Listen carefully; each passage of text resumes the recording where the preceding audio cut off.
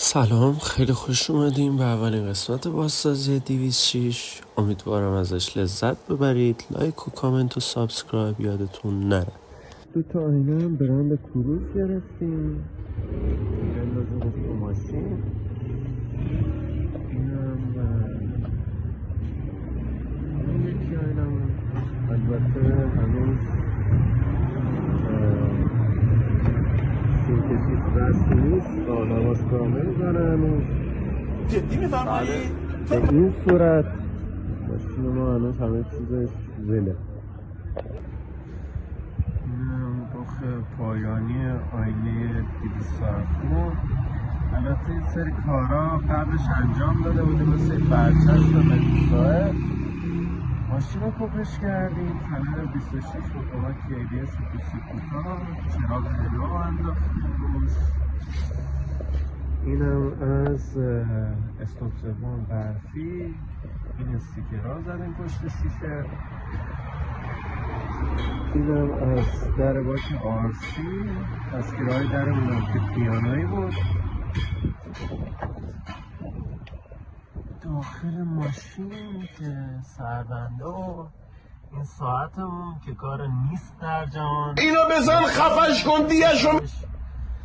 یه مش استیکر و این داستانا و خیلی کارهای دیگه که قرار روی این 206 انجام بشه و هنوز منتظریم. دوست همینه که میگن از چسب دو برچسب استفاده نکنید. توف به دنیا.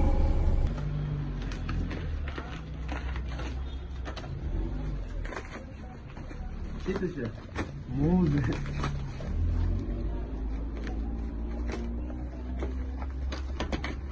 یه من یک شانت تیغه. اللهم صل علی محمد و آل محمد.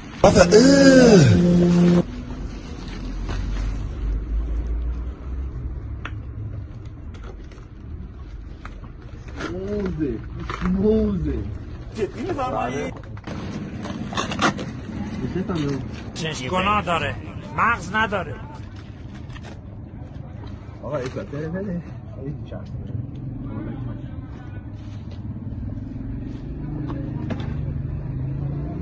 آمه وینا دارد برسه. شما این برام دوازه بشتره؟ سنگینه خیلی. این شعاره با هم بکن دیگه. این سنگینه. من حالم خوبه. بستن داری که مورد تو فرشتیم. سونت و سوراخهاشو داره. حکی نیزه سراغ من یه بالا ایسمون روش هدیم حال میکنی بعد دفعه رو کسی نگه. وضعیت درای ماشین رو در حال حاضر میبینید.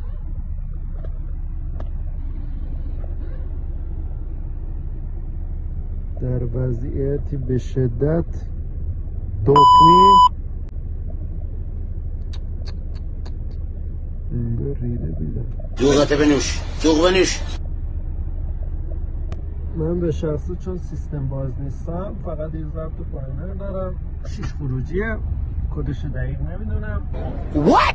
دو تا باند 718 کمبود دارم و به نظرم همین کفافه، چون من زیاد با سر و صدای زیاد حال نمی کنم. حالا فیلم معرفی کنید لطفا خودتون. صداگیری ماشینم براتون میذارم حتما. Remixed by Iman Hajinejad. Remix by DJ Aviruza.